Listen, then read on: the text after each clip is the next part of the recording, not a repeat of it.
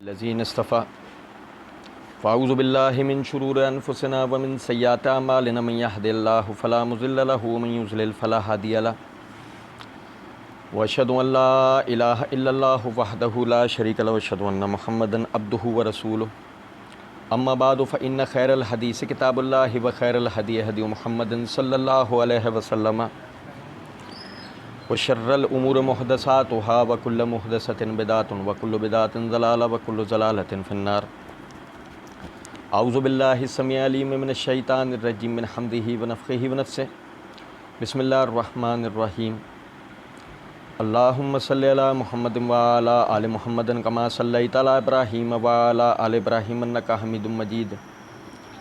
اللهم بارك على محمد وعلى آل محمد كما باركت على إبراهيم وعلى آل إبراهيم إنك حميد مجيد. رب اشرح لي صدري ويسر لي أمري واحلل عقدة من لساني يفقهوا قولي. رب زدني علما.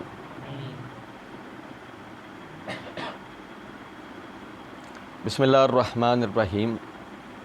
الحمد للہ رب العالمین. اللہ رب العزت کے فضل و کرم سے توحید کے حوالے سے ہم پڑھ رہے تھے. اللہ رب العزت نے ہمیں توفیق دی اور توحید ربوبیت کے حوالے سے چند گزارشات آپ بھائیوں کے سامنے میں رکھ رہا تھا. ہم نے پڑھا تھا کہ نبی صلی اللہ علیہ وسلم کو اللہ رب العزت نے مخاطب کر کے فرمایا کل اے نبی صلی اللہ علیہ وسلم آپ فرمائیے من یرزقکم من السماء، آسمانوں سے تمہیں رزق کون دیتا ہے، والارض اور زمین سے، امن یملک السمع کون ہے مالک تمہارے سماعت کا، والابصار اور بصارت کا،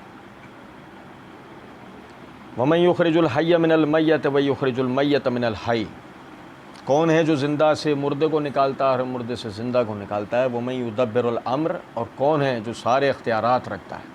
اس کی ہم نے پوری تفصیل اللہ کے فضل سے پڑھی تھی. تفصیل سے مراد جو ہم جانتے ہیں.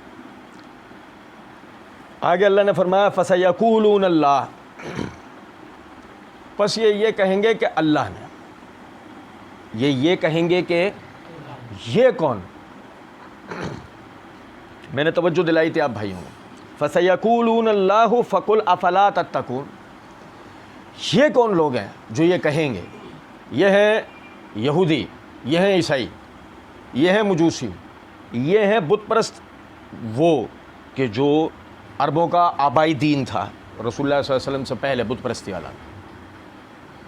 یہ وہ سب ہیں.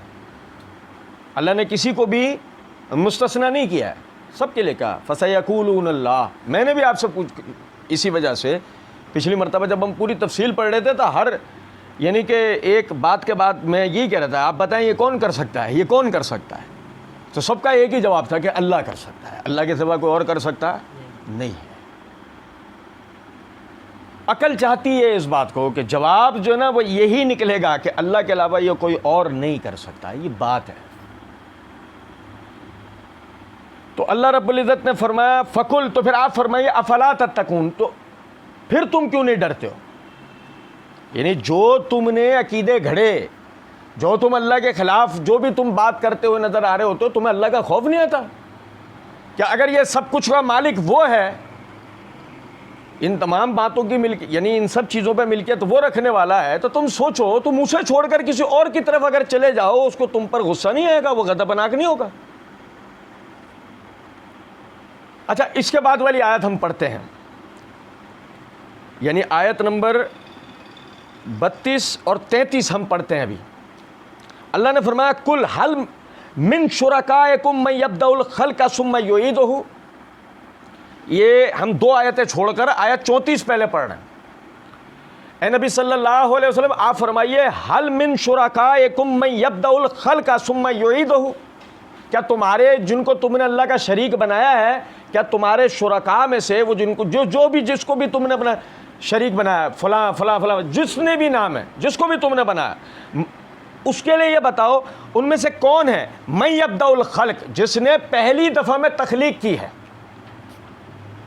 ابتدا سے جس نے تخلیق کی ہے، ثم یعیدہ پھر پلٹانے پہ قدرت رکھتا ہے. نہیں سمجھے بات. دیکھیں چھوٹی سی مثال ہے, ہم اپنی اس زندگی کے اندر جب چاہے دیکھ سکتے ہیں فصل اگتی ہے, فصل اگتی ہے. دنیا کا سب سے پہلا شجر کس نے اگایا؟ جواب کیا ہوگا؟ دنیا کا سب سے پہلا شجر, سنو, شہباز قلندر کے پیدا ہونے سے پہلے, غوث پاک کے پیدا ہونے سے پہلے, یسوع مسیح کے پیدا ہونے سے پہلے, رام کے پیدا ہونے سے پہلے, ہنومان کے پیدا ہونے سے پہلے, دنیا میں جس کو بھی اللہ کا شریک مقرر کیا ان سب کی تخلیق سے بھی پہلے, دنیا میں سب سے پہلے جو شجر تخلیق کیا ہوگا وہ کس نے؟ جواب کیا ہے؟ ثم یعیدہ, پھر پلٹاتا ہے اس کو. مثلا فرض کر لیتے ہیں وہ جو شجر پیدا ہوا مثال کے طور پر وہ تھا گنا, وہ تھی کپاس, وہ تھی گیہوں, وہ تھا چاول.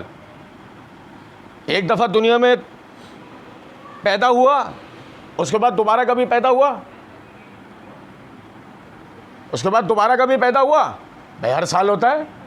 ثم یعیدہ, نہیں سمجھے کچھ بات؟ اول دفعہ میں اللہ نے اس کو تخلیق کیا جب کہ وہ ناپید تھا, وہ عدم تھا, اس کا وجود ہی نہیں تھا. اللہ نے اس کو عدم سے تخلیق کیا, اور متواتر وہ تخلیق ہوتا ہے, متواتر پیدا ہوتا جاتا ہے نا, ہم اپنی ان آنکھوں سے دیکھتے ہیں کہ اس نے پہلی دفعہ میں تخلیق کیا, بار بار اس کو پلٹاتا رہتا ہے. یہی انسان کا اور جنات کے ساتھ معاملہ ہوگا. اس نے انسانوں اور جنات کو تخلیق کیا اور اس کے بعد روز محشر ان سب کو بھی اٹھا کے اسی طریقے سے کھڑا کر دے گا جس طریقے سے دیگر جانداروں کو کھڑا کر دیتا ہے ہماری آنکھوں کے سامنے. لیکن کیا کوئی دوسرا ایسا کر سکتا ہے؟ کسی کا نام لیا جا سکتا ہو کہ فلاں ایسا کر سکتا ہے؟ کوئی ایسا نہیں کر سکتا. قل اللہ یبدأ الخلق ثم یعیدہ فأنی تؤفکون. اے نبی صلی اللہ علیہ وسلم آپ فرمائیے اللہ ہے جو ابتدا سے تخلیق کرتا ہے پھر اسے اس کی اصل پہ لوٹا دیتا ہے. فأنی تؤفکون, تو پھر تم کہاں بہہ کے جاتے ہو؟ سیدھا سیدھا قاعدہ کلیہ ہے, تم کسی اور کی طرف رخ کیسے کر لیتے ہو؟ کچھ بات سمجھ رہے ہیں نہیں بھئی؟ آپ نے مخلوق میں سے جس چیز کے لیے بھی سوال کرنا ہوگا تو اس سے کرو گے جو اس کا خالق ہے, اور جس کی مسلسل تخلیق بھی اب تک اس کے ہاتھ میں. مثال کے طور پہ ایک کمپنی کسی مخصوص قسم کی چیز کی مینوفیکچرنگ کرتی ہے, آپ اس چیز کے لیے اس کمپنی کو چھوڑ کر کسی اور سے سوال کریں گے؟ کسی اور کو آرڈر دیں گے؟ اسی کمپنی کو دو گے, بناتی وہ ہے, تو آپ کسی اور کو آرڈر دے ہی نہیں سکتے. بالکل اسی طریقے سے ایک چیز مخلوق ہے, اللہ کی تخلیق کردہ, اللہ اس کا خالق ہے. اگر آپ اس چیز کے بارے میں سوال کرتے ہو اے اللہ ہمیں روزی دے دے, اللہ ہم پر بارش برسا دے, اب یہ دونوں مخلوق ہیں, کس کی تخلیق کردہ ہے؟ مانگو گے کس سے؟ آپ اللہ کے سوا کسی اور سے مانگ بھی کیسے سکتے ہو؟ فرمایا قل هل من شرکائکم من یہدی الی الحق. آپ ان سے سوال کریں جن کو بھی تم نے شریک مقرر کیا ان میں سے تمہارے ان شریکوں میں سے کوئی بھی حق بات کی طرف رہنمائی کر سکتا ہے؟ ہاں جواب آئے گا, ہاں جواب آئے گا, ہاں آئے گا. صحیح. ان میں سر فہرست ہیں یسوع مسیح. سر فہرست کون ہے؟ عیسیٰ علیہ السلام. کیوں کہ ابھی 1-2 دن کے بچے تھے اور ماں کی گود میں کلام کرتے ہوئے یہ جملہ کہا تھا, انی عبداللہ آتانی الکتاب وجعلنی نبیا, میں اللہ کا بندہ ہوں, مجھے اللہ نے کتاب دی ہے اور نبی بنا کر بھیجا ہے. یعنی پہلے دن سے اللہ نے ان کی حق کی طرف رہنمائی کی ہوئی ہے. ایسے ہی ہے, ایسے ہی ہے نا بھائی. اب ہو سکتا ہے کہ کوئی یہ بات کہتا ہو کہ یسوع مسیح ہیں جو حق کی طرف رہنمائی کرنے والے ہیں, ایسے کہہ سکتا نا کہنے والا. لیکن لطف کی بات دیکھیں آپ, یسوع مسیح کی ماں اس بچی کی پیدائش سے پہلے یسوع مسیح کی ماں ہیں. کیفیت یہ ہے کہ اول تو ماں چاہتی نہیں ہے کہ میں حاملہ ہو جاؤں, اور جو حاملہ ہو گئی تو اب اس بات پر پریشان ہے کہ یہ وضع حمل کے بعد میں اس بچے کے لیے اپنے خاندان والوں کو, اپنی قوم والوں کو بولوں گی کیا؟ میں کنواری بدکار نہیں ہوں, شادی شدہ نہیں ہوں, میں بتاؤں گی کیا؟ پڑھو آپ سورہ مریم. کوئی ہدایت کا راستہ سمجھ آتا؟ اللہ نے سمجھایا، اور سمجھایا کہ اللہ نے، آپ بڑے حیران ہو جاتا آدمی یار۔ مریم علیہ السلام کو اللہ رب العزت کی طرف سے پیغام آتا ہے، تجھے کوئی بات نہیں کرنی ہے، جب سوال کرنے والے تجھ سے سوال کریں تو خاموش رہنا اور بچے کی طرف اشارہ کر دینا۔ تو جواب نہیں دے گی، جواب بچہ دے گا، 1-2 دن کا بچہ۔ اور پھر عیسیٰ علیہ السلام نے ماں کی گود میں وہ کلام کیا تھا جو میں نے پہلے آپ کو پڑھ کے سنا۔ تو آپ سمجھیں کہ جتنے بھی کائنات کے اندر جن کو اللہ کا شریک مقرر کیا مخلوق ہیں، تخلیق ہوئے، چاہے اپنی اصل پہ تخلیق کیے گئے ہوں کہ انہوں نے بچپن لڑکپن نہیں دیکھا، جیسے آدم علیہ السلام، انہوں نے کوئی بچپن یا لڑکپن تھوڑی دیکھا ہے، اللہ نے ان کو ایک کڑیل جوان کے روپ میں پیدا کیا تھا، انہوں نے کوئی بچپن وغیرہ نہیں دیکھا۔ لیکن وہ آدم علیہ السلام کو بھی اللہ کہہ رہا ہے وَلَا تَقْرَبَا هَٰذِهِ الشَّجَرَةَ فَتَكُونَ مِنَ الظَّالِمِينَ، اس درخت کے پاس مت جانا، تو ظالموں میں سے ہو جائے گا۔ دیکھو ہدایت کون دے رہا ہے؟ جو بھی کائنات کے اندر آج جن کو اللہ کا شریک مقرر کیا جا رہا ہے، ان کے اپنی زندگیوں میں دیکھو گے تو ان کو ہدایت دینے والا کون ہے؟ گو اگر وہ ہدایت پہ تھے تو، وہ اگر وہ خود بھی ہدایت پر تھے تو۔ اب کوئی کہے کہ وہ ہاتھی کے سر والا بھی ہدایت پر تھا تو ہم یہ تو نہیں کہہ سکتے نا، ہم تو اس کی شخصیت کے وجود کے منکر ہیں۔ لیکن اگر مثال کے طور پہ میں ایک بات کر رہا ہوں کہ جس کو بھی شریک مقرر کیا گیا وہ آخر کار اس کو ہدایت دینے والی ذات کس کی ہے؟ اب ہدایت کیا ہے؟ ہدایت ہے عقیدے کی، ہدایت ہے عبادت کی، ہدایت ہے نیکی کی، ہدایت ہے گمراہی کی، ہدایت ہے زندگی گزارنے کے طریقے کی، ہدایت ہے معاشرت کی، ہدایت ہے معیشت کی، ہدایت ہے سیاست کی، ہدایت ہے دفاع کی، ہدایت ہے خانگی امور کی، ہدایت ہے بچوں کی تربیت کی، یہ سب چیزیں ہدایات ہیں۔ انسان اس کے بغیر زندگی نہیں گزار سکتا۔ پتوں، جنت کے پتے پہنا ہوا انسان جو دنیا کے اندر آیا تھا، جنت کے پتوں سے اپنا جسم ڈھانپے ہوئے انسان جو دنیا کے اندر آیا تھا، اس کو تھوڑی پتا، اس کو ساری چیزیں کس نے سکھائیں؟ فَإِمَّا يَأْتِيَنَّكُم مِّنِّي هُدًى فَمَن تَبِعَ مِنْهُمْ هُدَايَا فَلَا خَوْفٌ عَلَيْهِمْ وَلَا هُمْ يَحْزَنُونَ۔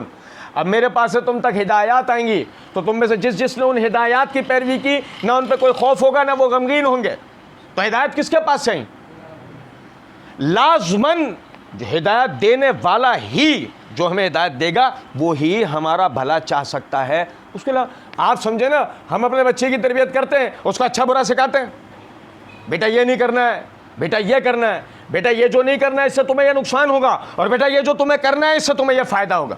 یہ ہمارے فائدے نقصان کو جو دیکھے گا وہی ہمارا رب ہوگا۔ تو ہدایت جس کی طرف سے ہوگی وہی ہمارا، سمجھے ہو بات کو یا نہیں؟ تو اسی لیے فرمایا کہ قل اللہ یہدی للحق افمن یہدی للحق احق ان یتبع امن لا یہدی الا ان یہدی فما لکم کیف تحکمون۔ اللہ رب العزت نے فرمایا اے نبی صلی اللہ علیہ وسلم آپ فرمائیے اللہ یہدی للحق، اللہ ہی حق بات کی طرف رہنمائی کرنے والا ہے۔ افمن یہدی الی الحق احق ان یتبع امن لا یہدی الا ان یہدی، تو جو خود حق کی طرف رہنمائی کرتا ہے کیا وہ اس شان کے لائق ہے کہ لوگ اس کی پیروی کریں، یا وہ کہ جس کو تو خود کو ہدایت ملتی ہے، جو خود ہدایت کا محتاج ہے؟ کس کی پیروی ہوگی؟ جو ہدایت دیتا ہے اس کی پیروی ہوگی، یا جو خود ہدایت کا محتاج ہے اس کی پیروی ہوگی؟ دیکھو نا، اللہ نے قرآن پاک کے اندر کتنے یعنی لطیف پیرائے کے اندر یہ بات کہی ہے، اتبعوا ما انزل الیکم من ربکم ولا تتبعوا من دونہ اولیاء قلیلا ما تذکرون۔ پیروی کرو ہر اس بات کی جو تمہارا رب تمہاری طرف نازل کرتا ہے، اپنے جیسے لوگوں کی پیروی مت اختیار کرو۔ قلیلا ما تذکرون، مگر تم نصیحت بہت کم حاصل کرتے۔ آپ دیکھیں کہ اگر کوئی یہ کہے کہ ہدایت فلاں کی طرف سے، فلاں کے طریقے، فلاں کے نہیں، ہدایت صرف اور صرف اللہ کے طریقے میں ہے، اور وہ اللہ کا طریقہ اللہ ہمیں نہیں بتاتا۔ بس یہ ایک بات ہے، وہ طریقہ بتاتا ہے اپنے چنندہ پسندیدہ رسولوں اور نبیوں کو، جن کا سلسلہ آ کے مکمل ہوا محمد الرسول اللہ صلی اللہ علیہ وسلم پہ، کہ اب ہدایت اگر ملنی ہے تو محمد صلی اللہ علیہ وسلم سے ملنی ہے، ان کے علاوہ کسی اور سے ہدایت ملے گی؟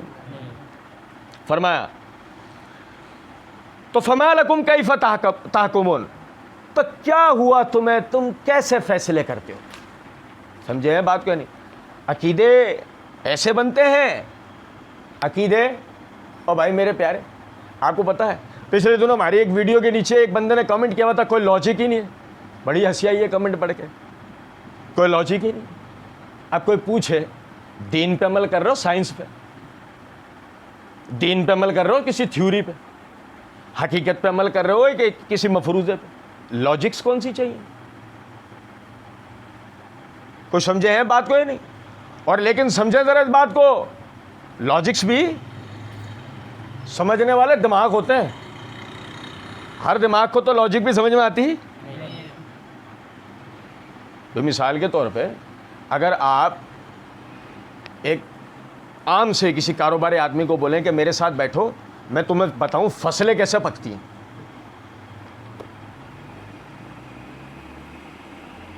یا میں کسی کسان کو کہوں میرے ساتھ بیٹھو میں تمہیں بتاؤں سرجری کیسے ہوتی ہے، جسم کی کاٹ پیٹ کیسے ہوتی ہے، یا مثال کے طور پر میں ایک اخبار بیچنے والے سے یہ کہوں کہ تم میرے ساتھ بیٹھو میں تمہیں بتاؤں ملک فتح کیسے ہوتے ہیں، ایک ملک دوسرے ملک پر قابض کیسے ہوتا ہے۔ حالانکہ اخبار بیچنے والا ہے نا وہ، اس کی تو ان چیزوں پہ نظر ہوگی نا، لیکن میں آپ کو دعوے سے بات کہتا ہوں 1 گھنٹہ بہت ہے وہ آپ کی بات سن لیں، کہے گا یار معاف کرے یار، لاجک سمجھنے کے لیے بھی آپ کا دماغ ویسا ہونا چاہیے۔ آپ دیکھو نا اللہ نے قرآن میں کتنی زبردست بات کی ہے، فلا تضربوا للہ الامثال، خود اللہ نے سورہ بقرہ میں یہ کہہ دیا ہے، اللہ لا یستحی ان یضرب مثلا ما بعوضۃ فما فوقها، اللہ مثال دینے سے نہیں شرماتا، مچھر کی ہو یا اس سے بھی ادنا چیز کی، لیکن خود وہی اللہ یہ بات کہہ رہا ہوتا ہے فلا تضربوا للہ الامثال، اللہ کے لیے تم مثالیں مت بیان کیا کرو۔ تو مسئلہ یہ ہے لاجکس کا خالق اللہ ہے، لاجکس کا خالق، اور تم لاجکس کو سیکھنے کے لیے اللہ کے محتاج ہو کہ وہ تمہیں ہدایت دے، بتائے تو تمہیں پتہ لگے گا، ورنہ تمہیں پتہ لگ سکتا تم اپنے سر دیواروں پہ تو مار سکتے ہو، اس کے علاوہ کچھ سمجھ سکتے۔ وَمَا يَتَّبِعُ أَكْثَرُهُمْ إِلَّا ظَنًّا، اور ان میں سے اکثریت کا معاملہ یہ ہے کہ گمان کی پیروی کر رہے ہیں، ان میں سے اکثریت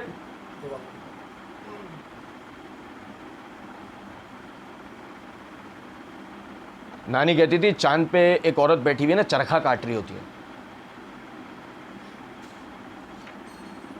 پرانے والے بابو جی نے کہا تھا کہ جو زمین ہے نا، زمین کی گیند ایک سورج کے ایک بیل کے سینگ پر ہے، پرانے والے بابو جی نے یہ بتایا تھا، کوا جب دیوار پہ بیٹھتا ہے تو مطلب مہمان آتے ہیں، اور اگر دروازے کے سامنے ٹوٹا انڈا پڑا ہو تو کسی نے تم پہ جادو کروا دیا ہے۔ وَمَا يَتَّبِعُ أَكْثَرُهُمْ إِلَّا ظَنًّا، اکثریت لوگوں کی صرف گمان کی پیروی کرتی ہے، حقیقی عقیدے کی پیروی کرتی۔ گھوڑا اولاد دے رہا، ابے گھوڑا خود کسی کا بچہ ہے، نہیں سمجھے، تن کر کے نہ لاؤ تو چل نہیں سکتا، بات میری سمجھ رہے ہیں یا نہیں؟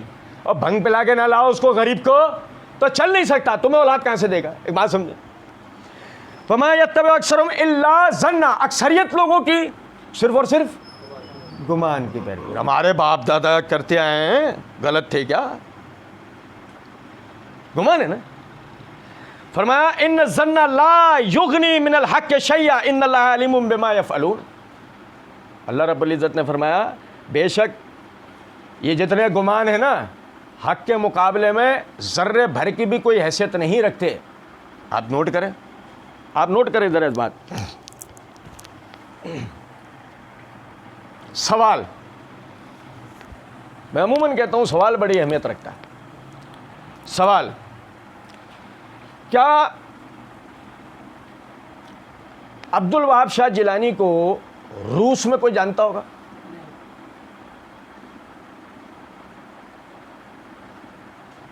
بھائی مکی شاہ درگاہ پہ مجھے واسطہ وسیلہ مانگنا ہے بزرگوں کا، مجھے جانا ہے، مجھے یہ عقیدہ بتایا گیا ہے، ٹھیک ہے صحیح ہے۔ اچھا اب بات یہ ہے رشیا میں کسی کو اگر واسطہ وسیلہ بزرگوں کو چاہیے وہ کہاں جائے گا؟ وہ تو انہیں جانتا بھی نہیں. عقیدہ یہی والا ہے. اب وہ کہاں جائے گا؟ ظاہر ہے اس نے کوئی اپنا بنا لیا ہوگا, اس نے اپنے طور پہ ہی کوئی بنا لیا ہوگا. یہ مثال کے طور پہ انڈیا والے اجمیر جاتے ہیں, وہ یہاں نہیں آتے. انڈیا والے اجمیر جاتے ہیں, ہمارے والے اجمیر نہیں جاتے, ہمارے والے یہاں جاتے ہیں. شکارپور والا اپنے والے پہ جاتا ہے, کلندر سائی والے اپنے والے پہ جاتے ہیں, داتا والے اپنے والے پہ جاتے ہیں. سب کے اپنے اپنے ہیں نا, اور سب کے گمان میں وہی حق ہے, وہی سچ ہے. ایسا ہی ہے, ایسا ہی ہے. اب میں نے رشیا والے کو بولا تو نے غلط کیا ہے جو تو اپنے والے کے پاس گیا, اور کلندر والے کو داتا والے نے بولا تو نے غلط کیا ہے جو تو ادھر گیا. کلندر والے نے داتا والے کو بولا تو نے غلط کیا جو تو داتا پہ گیا ہے. تینوں چاروں پانچوں کو ذرا غور سے دیکھ لیں, دیکھ لیا. اور اگر ان سب کے سامنے سب نے مجھ سے پوچھا تم کہاں, بھائی اللہ کی طرف. ابھی کون اختلاف کرے گا؟ کر لو, ہم تو اس کا بھی جواب دے دیں گے اللہ کی طرف کیوں گئے. ہمارے پاس تو کیوں کا جواب پہلے ہوتا ہے, کیسے کا بعد میں ہوتا ہے. یہ اللہ کا بڑا کرم ہے. آپ سمجھیں ذرا اس بات کو کہ بھائی میں نے کہا اللہ کی طرف, اب میرے سے اختلاف کرنے والا کون ہے؟ کیوں؟ وہ گمان تھے سارے, اور یہ حق ہے. اللہ کے علاوہ باقی سب گمان ہیں, لیکن اللہ حق ہے. یہی وجہ ہے مجھ سے کوئی اختلاف نہیں کر سکتا سوائے اس کے کہ جس کا کوا جامنی ہے, سفید کے بعد نیا پارٹ. اب آپ دیکھیں اللہ رب العزت نے فرمایا ان اللہ علیم بما یفعلون, بے شک جو کچھ بھی تم کرتے ہو اللہ اس کا جاننے والا ہے. اور کیسے جاننے والا؟ ماضی جاننے والا, مستقبل جاننے والا, ہر چیز جاننے والا. وہ میرے بندے کو کب کیا کس چیز کی ضرورت ہوگی کون بتائے گا؟ اللہ بتائے گا. سنو ذرا بات کو. اچھا پھر دیکھیں, ابھی ہم نے آیت نمبر 32-33 نہیں پڑھی ہے, 32-33 ابھی ہم پڑھیں گے. بھائی توجہ کیجئے گا, آیت نمبر 32-33 ابھی ہم نے نہیں پڑھی, ابھی ہم 32-33 پڑھیں گے, توجہ کیجئے گا. سورہ لقمان آیت نمبر 26, اللہ رب العزت نے فرمایا وَلَئِن سَأَلْتَهُم مَّنْ خَلَقَ السَّمَاوَاتِ وَالْأَرْضَ لَيَقُولُنَّ اللَّهُ قُلِ الْحَمْدُ لِلَّهِ بَلْ أَكْثَرُهُمْ لَا يَعْلَمُونَ. آپ ان سے سوال کریں, اگر آپ ان سے سوال کریں من خلق السماوات, آسمانوں کو کس نے تخلیق کیا؟ دیکھو جواب کیا ہے, بے ساختہ, منہ سے ایک ہی جواب نکلتا ہے اللہ نے. لیکن یہ آپ ویسے بھی کر لو, کسی سے بھی کر لو, آسمانوں کو کس نے تخلیق کیا ہے؟ وَلَئِن سَأَلْتَهُم مَّنْ خَلَقَ السَّمَاوَاتِ وَالْأَرْضَ, آپ ان سے سوال کریں آسمان اور زمین کو تخلیق کس نے کیا؟ لَيَقُولُنَّ اللَّهُ, یہ کہیں گے کہ اللہ نے کیا. کون یہ؟ بت پرست کہیں گے, عیسائی کہیں گے, یہودی کہیں گے, بھائی میرے سکھ کہیں گے, بدھسٹ کہیں گے, جینی کہیں گے, دنیا کا ہر مذہب کا آدمی کہے گا, اور ہمارا الگ کہے گا. شہباز کلندر والے بھی کہیں گے نا, گھوڑے نکالنے والے بھی کہیں گے, سب کہیں گے نا یہ بات کہ بھائی آسمان زمین کس نے تخلیق کیا. کیوں؟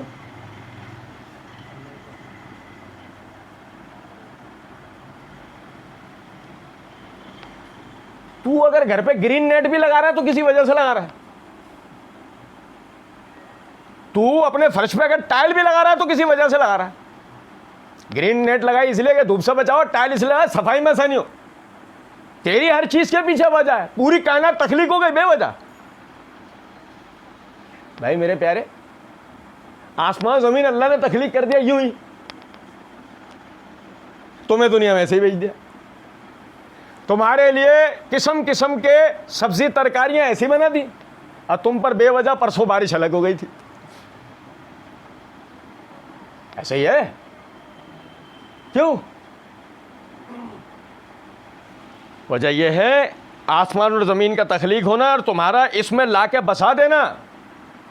وما خلقت الجن والانس الا لیعبدون, ہم نے یہ سب کچھ اپنی عبادت کے لیے کیا ہے. ہم نے یہ سب کچھ اپنی عبادت کے لیے کیا ہے. آپ اندازہ کریں ذرا اس بات. اب بھائی عبادت کیا ہے؟ بھائی عبادت کیا ہے؟ ذرا سمجھنا بات کو. عبادت یہ ہے میرے باپ دادا جو کرتے رہے وہ عبادت ہے. اس کے علاوہ باقی جو کچھ بتایا جائے وہ اہل حدیثوں کی اپنی فرقہ وارانہ باتیں ہیں. میرے باپ دادا جو کرتے آئے وہ تو عبادت ہے, ابھی باقی جو کچھ یہ بتا رہے ہیں نا وہ ان کی اپنی فرقہ وارانہ بات ہے، وہ بکواس ہے، ایسے تھوڑی۔ کچھ سمجھے ہیں بات کو یا نہیں؟ ساری جمعہ 8 دن کی بات ہے، ہم نے تو سنی نہیں کبھی پہلے۔ جبرائیل انہی کے سامنے تو آتا تھا، ہم نے تو ہمارے مولوی صاحب تو بتا ہی نہیں، وہ اتنے قابل ہوتے تمہارے مولوی صاحب تو آج بات ہی کیا ہوتی، آج مسائل حل نہیں ہوتے پورے ملک کے، اتنے قابل ہوتے وہی اس منبر پہ تھوڑی، پارلیمنٹ کے منبر پہ کھڑے ہوتے نا، اتنے اگر قابل ہوتے تو۔ سنیں ذرا بات کو، للہ ما فی السماوات والارض، اللہ رب العزت نے فرمایا مسئلہ یہ ہے، قل الحمدللہ، آپ کہیں تمام تعریفیں اللہ کے لیے ہیں، آپ کہیں تمام تعریفیں اللہ کے لیے، بل اکثرہم لا یعلمون، اکثر لوگ اس بات کو جانتے ہی نہیں ہیں۔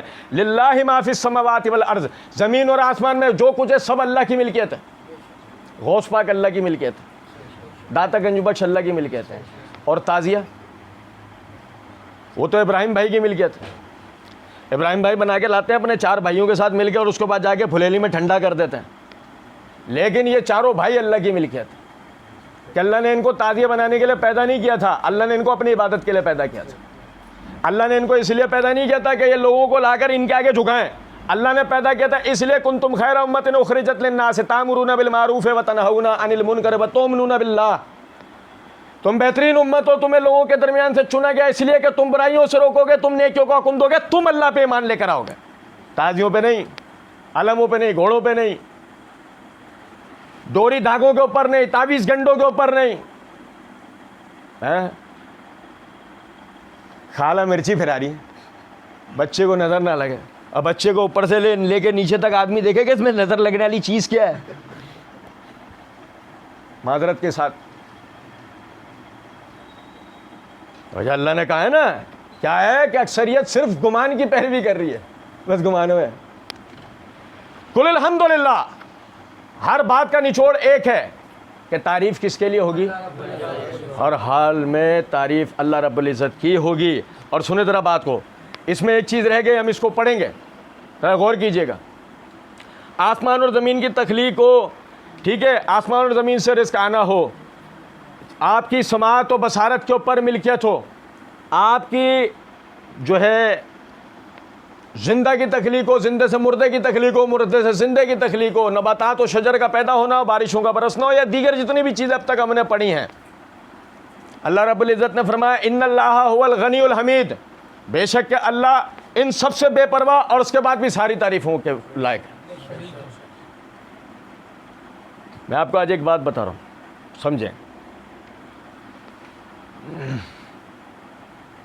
اگر جی سی ٹی گراؤنڈ اگر آپ کو دے دیا جائے اور آپ کو کہا جائے کہ آپ کے ہاتھ میں ہے، اس کو بنانا شروع کریں، اور اس کو ایسا بنانا ہے کہ لوگ حیدرآباد صرف اسے دیکھنے کے لیے آئیں، اس کو ایسا بنا دیں۔ اب جی سی ٹی گراؤنڈ کو اس طریقے سے بنانے کی جب آدمی اس کے لیے محنت کرے گا، کیا خیال ہے کتنا وقت لگ جائے گا؟ مثال طور پہ بہت زیادہ افرادی قوت، بہت زیادہ مشینری کا ہم نے استعمال کیا، تب بھی بہت ممکن ہے کہ 5 سال تو لگیں پورا جی سی ٹی آباد کرنے میں، 5 سال تو لگیں، بہت بڑی افرادی قوت، بڑی بڑی مشینریز، 2400 گھنٹے کام، 5 سال تو لگیں گے صرف جی سی ٹی آباد کرنے میں، کہ جو اس لائق ہم بنا پائیں گے کہ لوگ صرف اس کو دیکھنے کے لیے، اس علاقے کو دیکھنے کے لیے حیدرآباد کا رخ کریں گے۔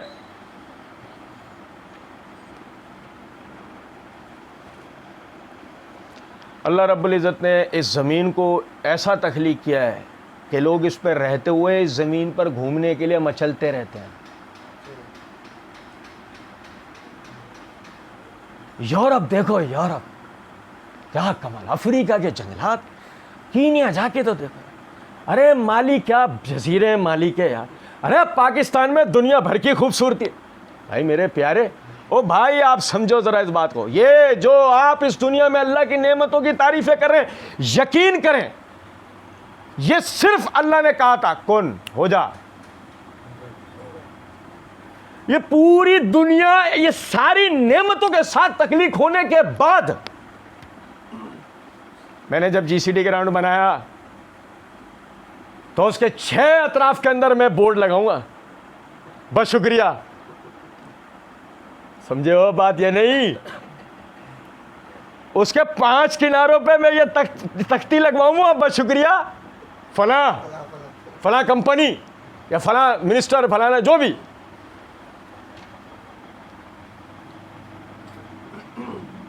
دنیا اپنی گواہی خود دے رہی ہوتی ہے. جب میں دنیا میں اللہ کی نعمتوں کو دیکھ رہا ہوتا ہوں تو وہ نعمتیں خود یہ کہہ رہی ہوتی ہیں الحمدللہ رب العالمین. تمام تعریفیں تمام جہانوں کا پالنے والے کے لیے کہ جس نے اس چیز کو تخلیق کیا ہے. آپ دیکھیں جہاں بھی دنیا میں چلے جاؤ کہیں اللہ کا نام ہے لکھا ہوا کہ اس چیز کو اللہ نے تخلیق کیا ہے؟ کہیں بھی نہیں. دنیا میں کہیں بھی چلے آؤ کسی بھی چیز پہ اللہ کا نام لکھا ہوا نہیں. وہ الگ بات ہے ہمارے وہ نہیں جگاڑ کر دیتے ہیں ٹماٹر پہ اللہ کا نام آ گیا، محمد کا نام ہے، بکرے پہ اللہ کا نام آ گیا. ابھی تو آج کل تو وہ ایک پیر صاحب بھی چل رہے ہیں ان کے اللہ محمد لکھا ہوا گیا. ان کا ایک مرید مجھے ملے کہنے لگے آپ دیکھو آپ حیران رہے ہو اس میں. میں نے کہا اس میں حیران ہونے کی بات ہے، میں کل سرجری کرا لوں میرے یہاں آ جائے گا. میں کل سرجری کرا لوں میرے ماتھے پہ لکھا ہوا آ جائے گا. اس میں حیرانگی کی کیا بات ہے؟ حیرانگی کی بات تو یہ ہو کہ وہ اس کے اوپر ٹریڈ مارک نہ ہو اللہ محمد کا، لیکن وہ اللہ محمد والے کام کر کے دکھا دے کہ جو اللہ محمد نے کہے ہیں وہ کمال کر دے دنیا میں، اپنے آپ کو اللہ کا ولی ثابت کر دے. اللہ کا ولی یہ کہتے ہیں کس کو؟ جو اللہ اور اس کے رسول کا بتا کام کر جائے دنیا میں. اب آپ غور کیجئے گا ذرا اس بات پر. یہ صرف دنیا کی بات کر رہے ہیں، بقیہ کی تو بات ہی نہیں ہے. اور دنیا میں بھی ہر چیز کی بات نہیں، مختصر بات کر رہا ہوں. یہ سب بن گیا، کسی پہ اللہ کا نام نہیں ہے. کیوں نہیں ہے؟ ان اللہ هو الغنی الحمید، کیونکہ اللہ ان سب سے بے پرواہ ہے، اس کے بعد ساری تعریفوں کے لائق. کسی ایک چیز پر بھی اللہ کا نام لکھا ہوا آ جاتا، بغیر اللہ کی مرضی کے آپ استعمال کر کے دکھاتے ہیں. بغیر بحریہ ٹاؤن والوں کی پرمیشن کے اندر داخل ہو کے دکھا دو. اللہ کی زمین پر اس کی نافرمانیاں کرتے ہوئے گھوم رہے ہیں. گو اگر کسی ایک چیز پر بھی اللہ کا نام لکھا ہوا آ جاتا، بغیر اللہ کی مرضی کے آپ اس کو استعمال کر کے دکھاتے. یہی تو اس کا بے پرواہ ہونا ہے کہ ساری چیزوں کو خود نے تخلیق کر دیا، اس کو پرواہ ہی نہیں. جب چاہے گا ان سب کو ہٹا دے گا اور ان کی جگہ سعادت مند لوگ لے آئے گا. مثال دے دیتے ہیں چھوٹی سے. وہ تو اللہ تو بہت طاقتور ہے. اللہ کی طاقت کی تو مثال ابھی پچھلے دنوں سے میں بھائیوں کو توجہ دلاتا ہوں. آپ اندازہ کریں بڑی چیزوں کی ضرورت ہی نہیں، بڑی چیزوں کی ضرورت ہی نہیں. ایک ایسی چیز جو نظر بھی نہیں آتی، آپ اس کو آنکھ سے دیکھ بھی نہیں سکتے. آپ اندازہ تو کریں ذرا اس بات.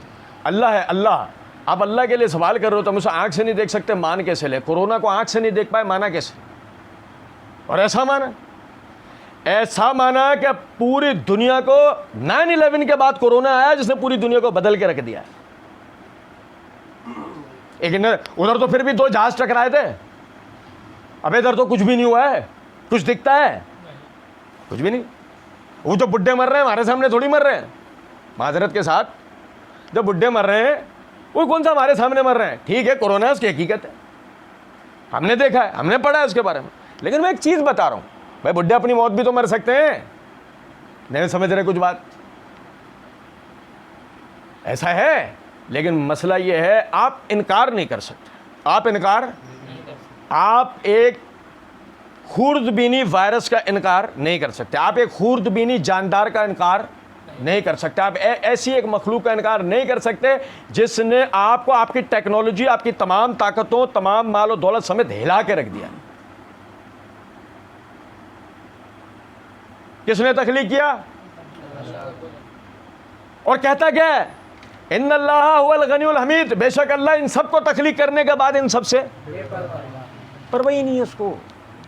مجھے تو پھر GCD کی پرواہ ہوگی، 5 جگہ اپنا نام لکھواؤں گا. بھائی محنت کی، میں نے کام کیا، میں نے باقاعدہ ہیلی پیڈ بنا کرے گا میرا، ہیلی کاپٹر آ کے اوپر اترا کرے اس پہ اور رپورٹ دو. بھائی سال بھر میں کیا ہوا؟ اللہ رپورٹ مانگتا ہے؟ اسے تو پل پل کی رپورٹ پہنچ رہی ہوتی ہے.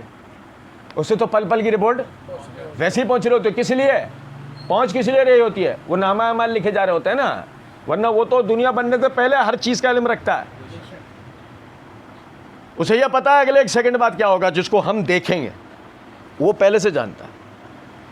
تو سمجھیں، فرمایا فَذَلِكُمُ اللَّهُ رَبُّكُمُ الْحَقُّ، یہ اب تک کی ہم نے جو بات پڑھی ہے، میں اس میں چلیں ایک چیز کا اور بھی اضافہ کر دیتا ہوں، سمجھے گا ذرا بات کو۔ اللہ رب العزت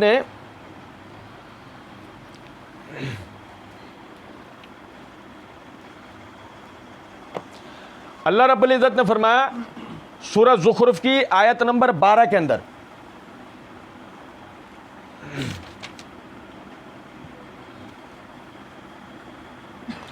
سورہ زخرف کی آیت نمبر 12 میں اللہ رب العزت نے فرمایا وَلَئِن سَأَلْتَهُم مَّنْ خَلَقَ السَّمَاوَاتِ وَالْأَرْضَ لَيَقُولُنَّ خَلَقَهُنَّ الْعَزِيزُ الْعَلِيمُ۔ یہ وہی آیت ہے۔ اللہ نے کہا آپ ان سے سوال کریں آسمان اور زمین میں جو کچھ ہے کس کا تخلیق شدہ ہے، وہ کہیں گے ان کو تخلیق کیا ہے العزیز العلیم، جو سب پہ غلبہ رکھنے والا اور ساری باتوں کا علم رکھنے والا ہے۔ کیا ہے مطلب اس کا؟ بظاہر دیکھا جائے وہی بات ہے، لیکن کیا فرق آیا؟ فرق کیا آیا سمجھے ذرا۔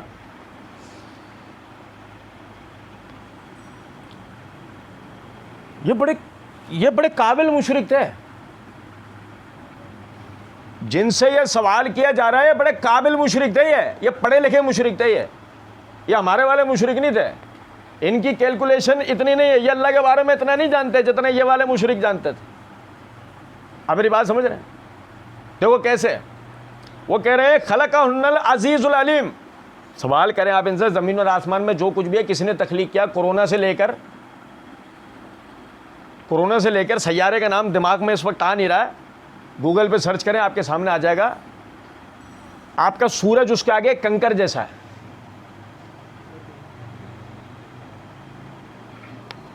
آپ کا سورج اس سیارے کے آگے، بھائی آپ کا سورج، آپ کا مرکز، آپ کا روشنی کا مرکز، آپ کا نظام شمسی کا مرکز سورج، اس کے آگے آپ کی زمین کی کوئی حیثیت نہیں ہے۔ اگر آپ کی زمین کو بہت زیادہ برق رفتاری کے ساتھ سورج پر مارا جائے، آپ کی زمین کو بہت زیادہ برق رفتاری کے ساتھ سورج پہ مارا جائے، جا کے جب سورج کو ٹکرائے گی ٹکڑے ٹکڑے ہو جائے گی، سورج کو کچھ بھی نہیں ہوگا۔ ہو سکتا ہے سورج اپنی جگہ سے 1 انچ ہلے بھی نہیں، لیکن یہی سورج، میں اس سیارے کا نام ابھی آ نہیں رہا زبان پہ، اس کے آگے اس سورج کی حیثیت ایک کنکر جیسی ہے۔ تو ایک کورونا سے لے کے اس سیارے تک کا خالق کون ہے؟ وسع کرسی السماوات والارض، جس کی صرف کرسی زمین اور آسمان کا احاطہ کر لیتی ہے۔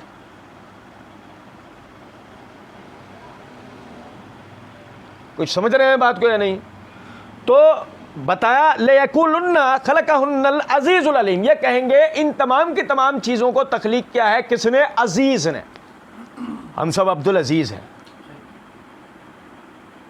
عزیز غلبہ رکھنے والا، جو سب پر غلبہ رکھتا ہے۔ مطلب آپ اسے دیکھیں، اس سے کوئی لڑ نہیں سکتا کہ اس سے فتح حاصل کر پا سکتا ہو، اس سے کوئی لڑ نہیں سکتا۔ ہم انشاءاللہ توحید صفات کے اندر انشاءاللہ پڑھیں گے اس کے حوالے سے بہت تفصیل سے، اللہ توفیق دینا کہ اس سے کوئی لڑ نہیں سکتا کہ اس پہ فتح حاصل کر لے۔ لڑے گا تو فتح حاصل کرے گا نا، لڑ ہی نہیں سکتا۔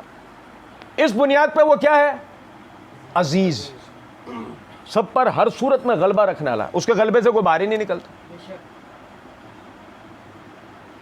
اور جب وہ غلبہ رکھنے والا ہے تو آپ سمجھے کہ کسی بھی قسم کی دھات، کسی بھی قسم کا میٹیریل، کسی بھی قسم کی حوادثات، کسی بھی قسم کی تخلیق، سب اس کے لیے ایسی ہیں بالکل معمولی۔ مثال کے طور پہ مجھے ایک فصل ہے، مجھے ایک فصل اگانی ہے، بارش نہیں ہو رہی، میرے ملک میں قحط ہو گیا ہے، لیکن مجھے فارمولہ سمجھ میں آ گیا ہے کہ اتنی مقدار میں جب بارش ہوتی ہے تو یہ فصل اگتی ہے، یہ پھل دیتی ہے۔ میں نے کیا کرا کہ میں نے ہیوی مشینریز کے ذریعے آسمان سے مصنوعی بادل بنائے، اور مصنوعی بادل بنانے کے بعد میں نے بارش برسائی اپنی زمین کے اوپر کہ یہ فصل اگائے۔ اب فصل اگی، فصل اگنے کے بعد یہ فصل پہلی فصل سے 3 گنا 4 گنا زیادہ مہنگی پیدا ہوئی ہے، کیونکہ اس کی وجہ یہ ہے کہ اس کے لیے میں نے جو ٹیکنالوجی کا استعمال کیا وہ ٹیکنالوجی بہت مہنگی ہے، تو یہ 3-4 گنا زیادہ مہنگی فصل بنی ہے۔ تو اب جب یہ مارکیٹ میں آئے گی تو یہ 2-3 گنا زیادہ مزید مہنگی ہوگی۔ یہ 3-4 گنا مہنگی تو وہ اس وجہ سے کہ وہ بننے کی حد تک پھر اس کی وہ کٹائی، پھر ٹرانسپورٹیشن، پھر پہنچانا، یہ 2-3 درجے اور مہنگی ہو چکی ہوگی. تو کیا یہ کسی متوسط آدمی کے مطلب قوت خرید میں آ سکے گی؟ نہیں آ سکتی. اگر میں اس طرح کی کوئی کوشش کرنا بھی چاہوں کہ میں طاقت رکھتا ہوں اور کوشش کروں، لیکن میں اس کے ذریعے مارکیٹ کو کنٹرول نہیں کر سکتا. دیکھو ابھی ذرا سمجھنا، ایک مصنوعی بارش اور ایک فصل کو اگانے کو لے کر میں کتنی ساری چیزیں سوچ رہا ہوں. ایسا ہے؟ یہ بھی سوچ رہا ہوں، وہ بھی سوچ رہا ہوں، یہ بھی ہے، وہ بھی ہے، وہ بھی ہے، سب چیزیں سوچ رہا ہوں نا. میں ساری چیزیں سوچوں گا، لائے عمل بناؤں گا اپنے علم کے مطابق، تجربے کے مطابق، مشوروں کے مطابق، ماہرین سے ملوں گا، ان سے مشورے کروں گا، ساری چیزوں کو مد نظر رکھ کے پھر میں یہ کام کروں گا. لیکن اللہ فَإِنَّمَا أَرَادَ أَن يَقُولَ لَهُ كُن فَيَكُونُ.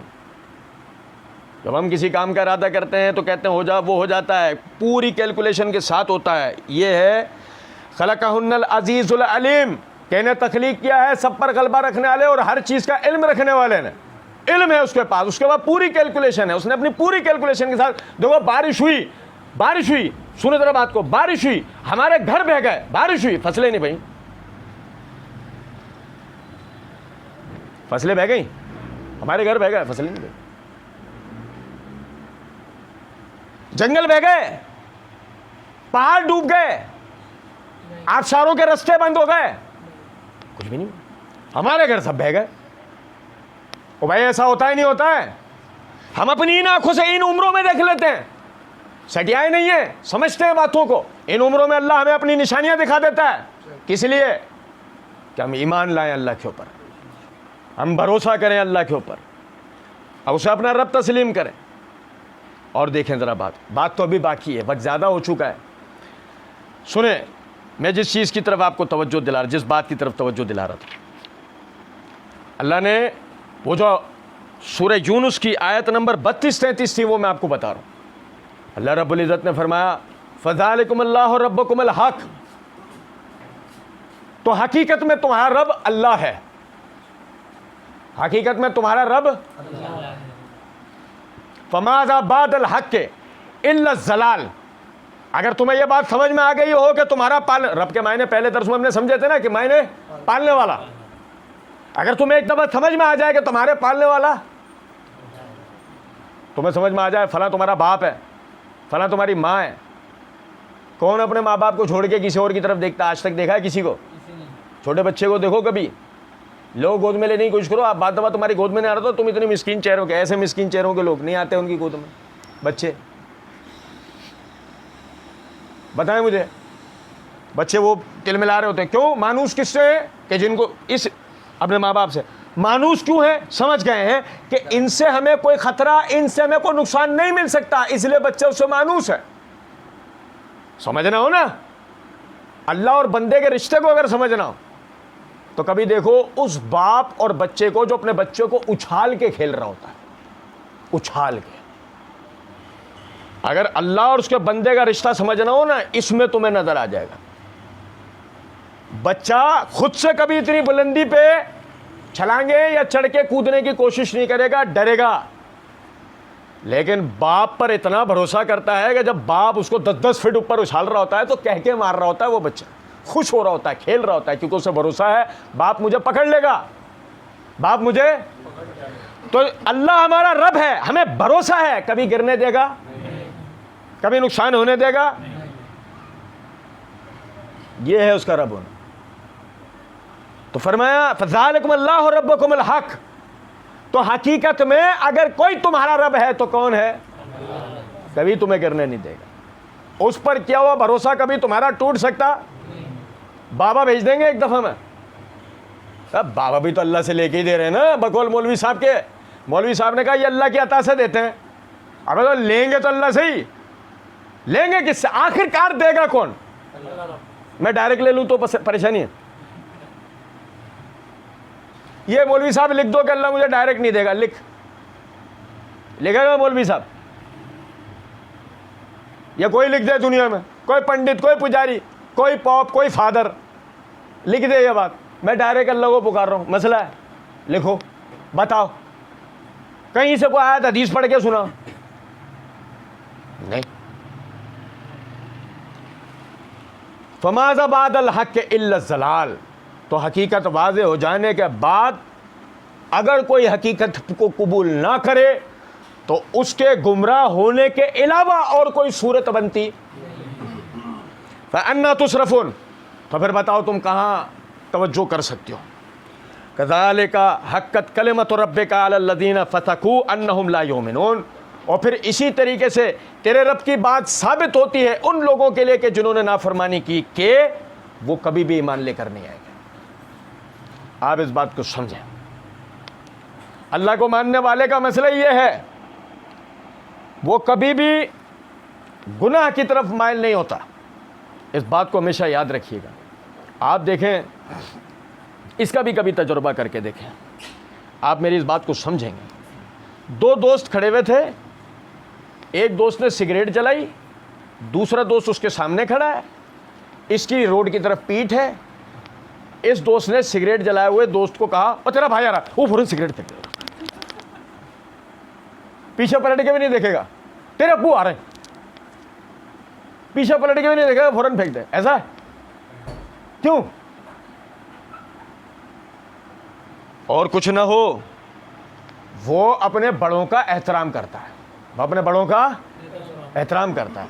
اور کچھ بھی اگر نہ ہو، اسے مار کا ڈر نہ رہا ہو، اسے سزا کا ڈر نہ آ رہا ہو، سب باتیں دیگر، لیکن وہ اپنے بڑوں کا. آپ یقین کریں اللہ کے احترام سے اوپر کی بات ہے. ان بطش ربک لشدید، بے شک اللہ کی پکڑ بہت سخت ہے.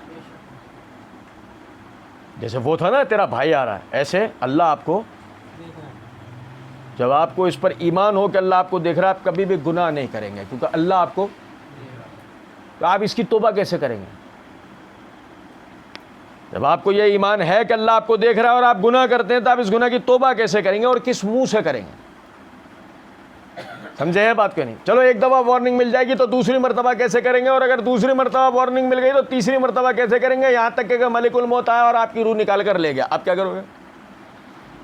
وہ 30-40واں ہوگا میرا، تمہارے والی ٹھوس کے نکل جائیں گے اور کیا ہوگا؟ تمہارا کچھ نہیں ہوگا، ان کے مزے آئیں گے، ان کے بریانی قورمے چلیں گے، تمہیں تو جوتے پڑیں گے. بریانی قورمے ان کے آئیں گے مزے، 30 10ویں 20ویں گئے، تمہارے تو قبر میں منکر نکیر. یعنی آپ سمجھے نا، منکر نکیر آگے بیٹھے. آپ تو منکر نکیر کو اگر ایک وقت میں یہ بات کہیں پانی مل جائے گا پینے کے لیے، ایسی کیا آپ نے منکر نکیر سے کہا پانی مل جائے گا پینے کے لیے، تو منکر نکیر ایک نظر آپ کو دیکھ رہا ہوں گا، ہم تجھے کیا لگ رہے ہیں؟ بھائی فرشتے کھانے پینے سے پاک ہوتے ہیں نا، یہی نہیں پتا دنیا میں، تو یہی نہیں پتا ہمیں. ابھی وہاں بیٹھے ان سے بولا پانی مل جائے گا، وہ اس کو دیکھ رہے ہیں. پھر دوبارہ پوچھا تو کیا سمجھ رہا ہے؟ مسجد کے باہر کھڑا ہے، شربت بٹ رہا ہے، وہی چل رہا ہے نا تیرے دماغ میں اب تک کہ دین کیا ہے؟ ٹھوسنا ٹھوسنا اور صرف ٹھوسنا. دین نام ہے رمضان کا کھانا، عید کا کھانا، بقرعید کا کھانا، محرم کا کھانا، 11ویں کا کھانا، 12ویں کا کھانا، کھانا کھانا کھانا کھانا کھانا. اور جو جس میں نہیں ہو کھانا، خالی کا مہینہ.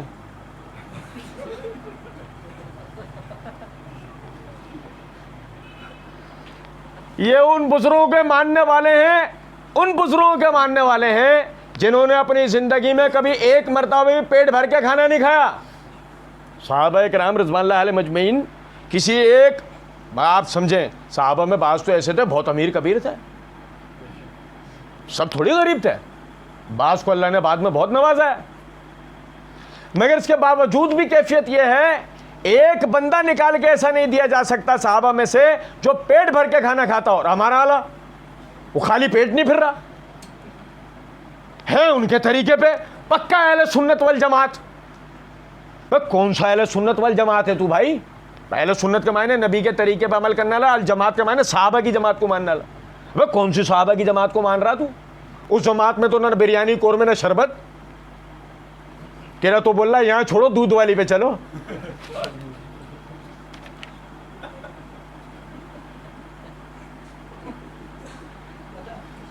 ان کو پینے کو 2 گھونٹ پانی نہیں ہے، تیرا اس پہ صبر نہیں ہے، تو کہہ رہا دودھ والی پہ چلو. تو میرے بھائی عقیدے کی بڑی اہمیت ہے، آپ سمجھیں اس بات. کھانے پینے کا کون دشمن ہے، لیکن سمجھیں اللہ کی مرضی والا کھائیں، بڑی برکت ملے گی۔ جو اللہ کی مرضی والا نہیں ہے نا، اسے چھوڑ دیں، چاہے کتنے ہی انمول ہو، چاہے کتنے ہی مفید نظر آ رہا ہو۔ اللہ کی جو رضا ہے نا، اس کے اندر راضی رہنے والا بندہ دنیا میں بھی کامیاب ہوتا ہے اور آخرت میں بھی کامیاب ہوتا ہے، اور ہر صورت کے اندر اپنا بھروسہ اللہ پہ رکھیں۔ ابھی کچھ گزارشات باقی ہیں، انشاءاللہ تیسرے حصے کے اندر ہم اس کو پڑھیں گے، اللہ نے توفیق دی تو۔ وما علینا الا البلاغ۔